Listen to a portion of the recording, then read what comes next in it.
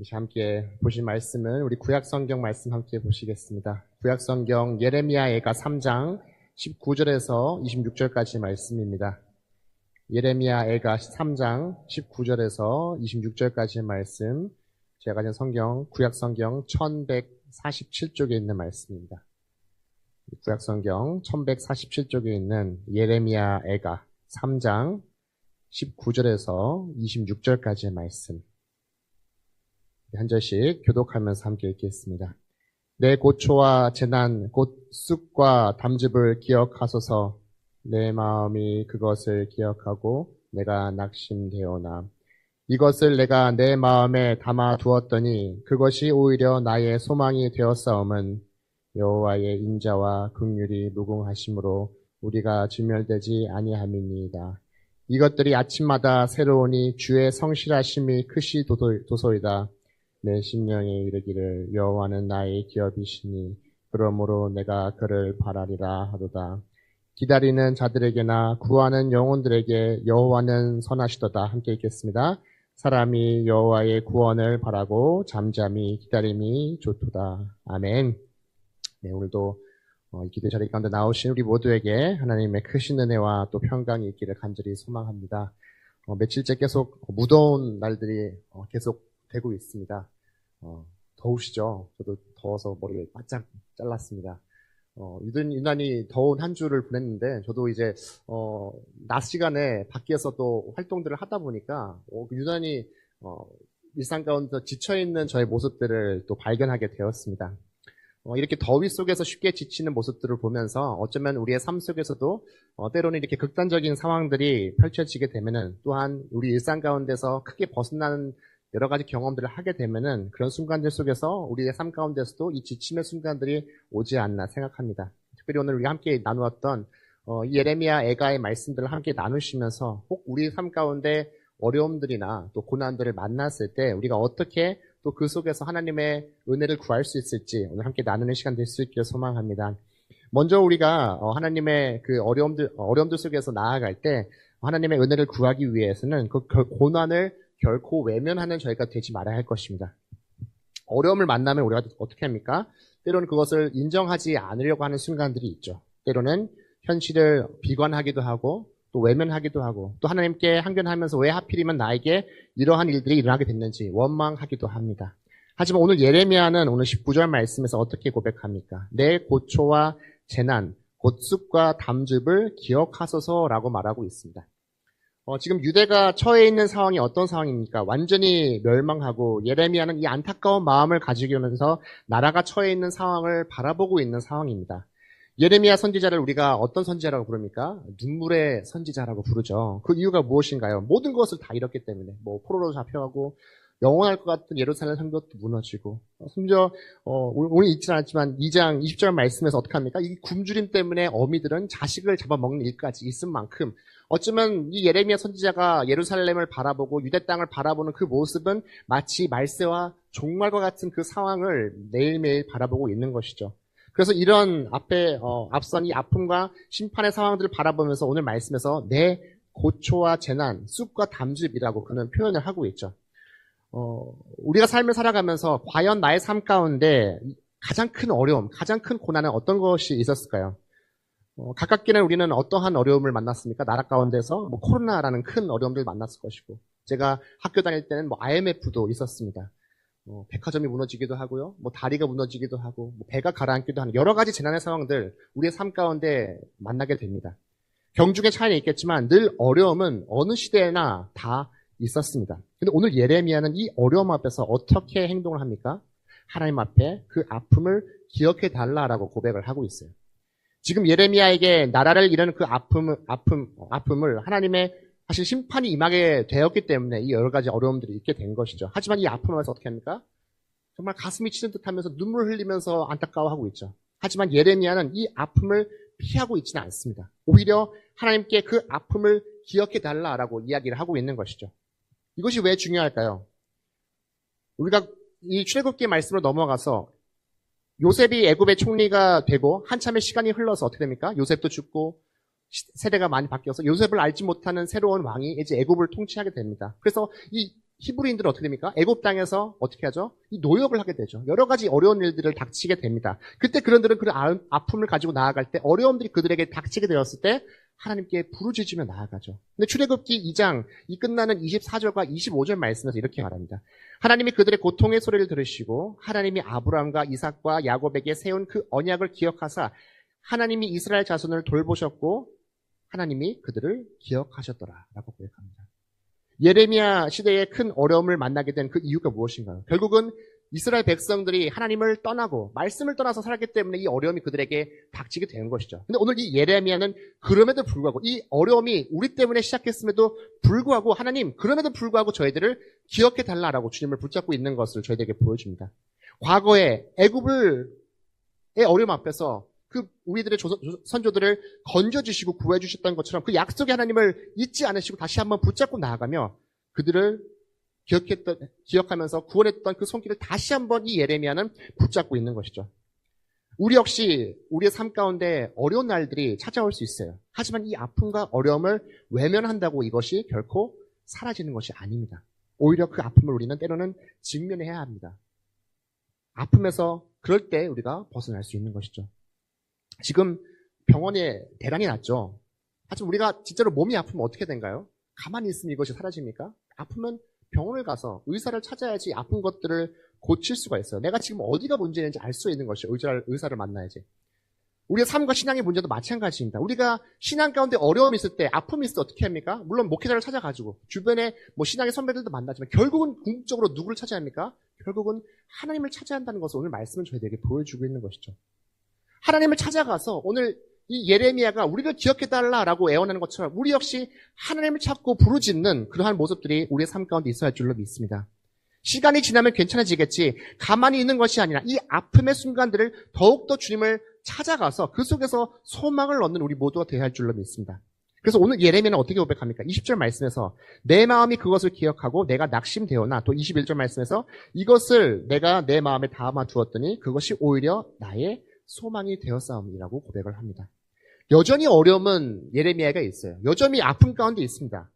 생각하면 여전히 낙심 가운데 머물러 있습니다. 하지만 이 절망의 순간을 통해서 선지자는 무엇을 발견합니까? 그 속에서 오늘 말씀 속에서 소망을 발견했다라고 말합니다. 그의 상황이 달라졌나요? 이스라엘이 다시 회복되었습니까?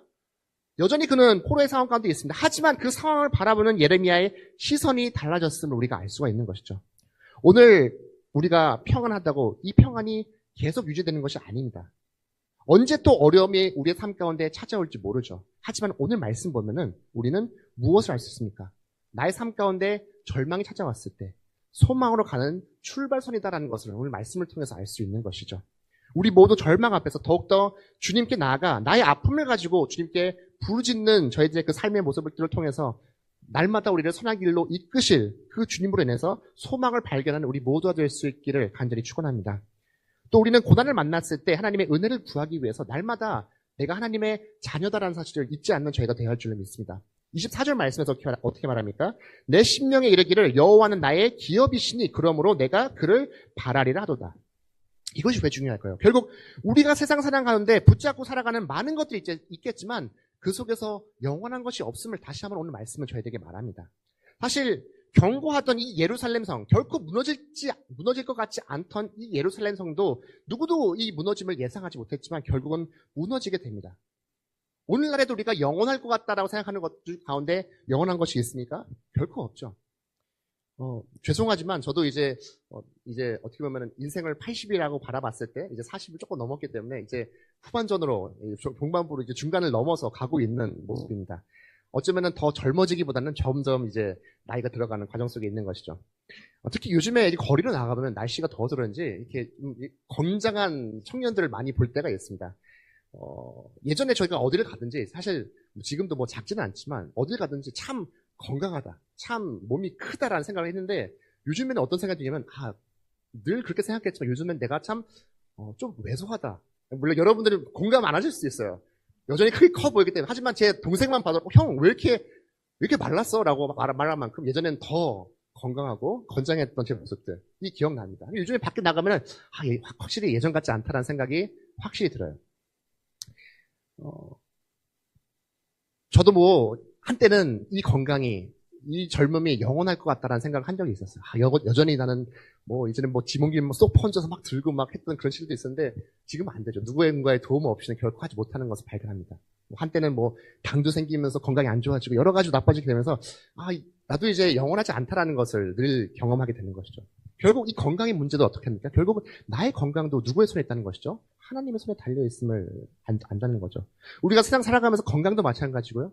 재력도 마찬가지고 우리가 갖고 있는 지식도 우리가 무엇을 붙잡든 영원한 것은 결코 없다는 것을 우리가 기억해야 합니다. 오직 영원한 것이 있다면 무엇입니까? 오늘 이 예레미야가 붙잡고 있는 것은 하나님만이 우리의 삶 가운데 영원히 계신 분임을 우리가 잊지 말아야 합니다. 민수기 말씀을 보면 이렇게 말합니다. 민수기 18장 20절 말씀에 여호와께서 또 아론에게 이르시기때 너는 이스라엘 자손의 땅의 기업도 없겠고 그들 중에 아무 분깃도 없을 것이나 내가 이스라엘 자손 중에 내 분깃이요 내 기업이니라라고 말합니다. 물론 이 민수기 말씀은 이 제사장의 몫에 대한 이야기이긴 하지만 오늘 말씀에서 보면 또 시편의 말씀들 속에서 수없이 시편의 기자들도 하나님이 나의 분깃이며 하나님이 나의 기업이다라는 그 고백들을 우리가 발견할 수 있는 것이죠. 이 성경 속에서 나오고 있는 이 기업은 어떤 것을 말합니까? 작게는 유산이나 상속을 의미하기도 하지만 더 넓게는 우리가 의지하고 기댈 수 있는 삶의 본질과 기초를 말하는 것이 바로 이 기업인 것이죠. 결국 무엇을 말합니까? 나는 영원한 하나님의 소유라는 것을 말하며 또한 하나님은 나의 삶의 영원한 기초다라는 고백을 이 말씀 속에서 담겨져 있는 것이죠. 결국 우리가 하나님의 소유라는 사실은 오늘도 하나님의 자녀로 살아간다는 것을 날마다 잊지 말고 살아야 한다는 것을 말하고 있는 것이죠. 우리는 전적으로 그렇기 때문에 하나님을 의지하고 신뢰할 수 있는 것입니다. 우리가 유산으로 무엇을 상속받는다라고 했을 때 그것이 만약에 곧 사라질 작은 식물이라면 이것을 기대하는 사람이 얼마나 있을까요? 근데 만약에 내가 상속받고 유산받을 것이 커다란 보석, 심지어 다이아라고 한다면 이것을 항상 생각하지 않을까요? 현대인의 성경으로 24절 말씀을 다시 한번 읽으면은 내 심령이 말하는구나 여호와는 나의 전체이심으로 내 희망을 그에게 두리라라고 고백합니다. 주중에 오늘 말씀을 준비하면서 한 영상을 봤습니다. 이 찬양 사역자가 찬양을 준비하면서 여러 가지 고백들을 하게 되었는데 긴 영상이지만 영상의 논지는 이거였습니다. 결국 우리가 찬양하기보다는 나의 마음의 중심이 훨씬 더 중요하다는 것이죠. 얼마든지 교회 안에서 다양한 모습으로 우리가 찬양을 할 수 있어요. 손을 들고 찬양할 수도 있고 일어서서 찬양할 수도 있고 외치면 사람 앞에 찬양할 수도 있지만 그보다 더 중요한 것은 회중 속에서 앉아있는 이 찬양을 드리는 많은 사람들 중에 그 마음의 중심 가운데 하나님을 온전히 영접하지 못하는 많은 사람들이 있다는 것을 이야기했었습니다. 얼마든지 우리는 교회 안에서 다양한 모습으로 하나님 앞에 찬양할 수 있지만 주님을 온전히 영접하지 않았다면 아무런 소용이 없다는 것이죠. 찬양의 행위도 중요하지만 우리는 온전히 주님을 먼저 만나야 한다는 이야기를 했던 것이죠. 결국 오늘 예레미야가 하나님을 나의 기업으로 고백하는 이 상황이 어떤 상황입니까? 나라도 잃고요. 모든 것을 잃은 상황입니다. 그런데 어떻게 고백하고 있습니까? 나의 하나님은 나의 기업이며 나의 전부다라고 고백을 하고 있는 것이죠.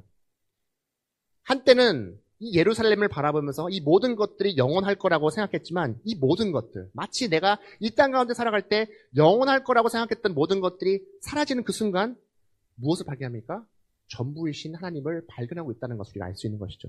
우리도 주님께 나와서 기도하고 예배 드릴 때 예레미야와 같은 이 고백처럼 하나님이 나의 삶의 전부이며 고백하며 나아가며 날마다 소망 가운데 걸어가는 우리 모두가 될 수 있기를 간절히 축원합니다. 우리가 또한 이 고난의 순간 가운데 하나님의 은혜를 누리기 위해서 어떻게 합니까? 잠잠히 주님을 기다리는 시간들이 우리에게 있어야 할 줄 믿습니다. 25절과 26절 말씀은 어떻게 말하죠? 기다리는 자들에게나 구하는 영혼들에게 여호와는 선하시도다. 사람이 여호와의 구원을 바라고 잠잠히 기다림이 좋도다. 특별히 이렇게 기다릴 수 있는 이유가 무엇입니까? 25절 말씀에서 어떻게 고백하죠? 여호와는 선하다라고 예레미야는 고백을 하고 있습니다.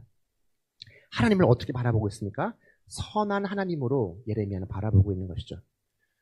우리도 하나님을 고백할 때, 하나님께 고백할 때 하나님 아버지라고 고백을 합니다. 하지만 만약에 나의 아버지의 모습 속에서 이 선함보다는 게으름과 포악한 모습이 더 많다면 어떨까요? 이런 고백이 아마 쉽게 나오지 않을 수도 있습니다. 그리고 하나님을 바라볼 때도 하나님은 무서우신 하나님, 때로는 외면하신 하나님으로 우리는 바라볼 수 있습니다. 하지만 오늘 예레미야는 하나님을 어떻게 고백하겠습니까? 선한 하나님으로 고백합니다. 이것은 예레미야가 자신의 아버지와 어떤 관계를 맺었냐가 중요한 것이 아니죠. 오히려 하나님을 향한 신뢰의 마음을 얼마나 강한지를 오늘 말씀을 통해서 저희들에게 보여주고 있는 것이죠. 사실 아직 예레미야는 하나님의 구원을 맛보지 않았어요. 여전히 이 포로기 가운데 있으면서 어려운 상황 가운데 있습니다. 하지만 이런 어려움과 고난 속에서도 살 길을 열어주시는 하나님을 보면서 그 선함을 발견하고 있어요. 물론 이스라엘 땅 가운데 멸망했었지만 그 가운데 살아남을 몇 사람들, 다시 남겨둔 몇 사람들을 통해서 예레미야는 하나님의 희망과 소망을 발견하고 있는 것이죠. 우리가 만약에 이 예레미야 같은 상황이 우리들에게 닥친다면 어떻게 고백할까요? 잠잠히 기다릴 수 있을까요? 어쩌면 우리는 이와는 반대의 고백들을 할 수 있을 것입니다. 당장 이 억압에서 나를 풀어달라고 하나님을 원망하는 마음을 가지고 또 그 급한 마음을 가지고 하나님께 나아갈 수 있는 것이 바로 우리들의 모습이라는 것이죠. 하지만 예레미야는 하나님을 향한 이 분명한 믿음을 오늘 말씀에서 저희들에게 보여주고 있습니다. 지금 당장 나의 상황이 녹록하지는 않습니다. 하지만 오늘 말씀에서 말하는 것처럼 고초와 재난 속에 여전히 있지만 그 속에서 주님을 붙잡고 살아간다면 잠잠히 주님을 기다릴 수 있다면 그것이 나의 믿음의 고백이 된다는 것을 오늘 말씀을 저희들에게 통해서 보여주고 있어요. 우리가 잘 알고 있는 것처럼 사도 바울도 이 인내하는 마음들을 통해서 우리들에게 소망을 말하죠. 로마서 5장 4절 말씀에서 인내는 연단은 소망을 이루는 줄 알미라고 고백을 하고 있죠. 때로는 우리가 삶 가운데 정말 앞이 안 보이는 이 깜깜한 터널과 같은 순간들이 놓일 때가 있어요. 하지만 오늘 말씀을 바라볼 때 어떤 마음들을 우리가 그 속에 갈 수 있습니까? 비록 지금 나의 상황이 녹록지 않고 여전히 나는 어려움 가운데 있지만 그럼에도 불구하고 언젠가 하나님을 붙잡고 나아갈 때 하나님께서 나에게 밝은 빛을 보여주시고 인도해 주실 거다. 그 믿음을 가지고 나아갈 때 우리는 담대히 그 모든 것들을 견뎌 나아갈 수 있는 믿음의 삶을 살게 될 줄로 믿습니다. 때로는 그것이 내가 원하는 순간이 아닐 수도 있어요. 내가 바라는 때가 아닐 수도 있습니다. 하지만 오늘 말씀에서 잠잠히 하나님을 기다리는 것은 무엇이 말인가? 하나님의 그 순간을 기다릴 수 있는 믿음의 모습을 저희들에게 이야기하고 있는 것이죠. 우리 역시 이 예레미야 말씀들을 보고 예레미야 고백처럼 잠잠히 하나님의 그 때를 기다리면서 소망 가운데 걸어가는 우리 모두가 될 수 있기를 간절히 축원합니다.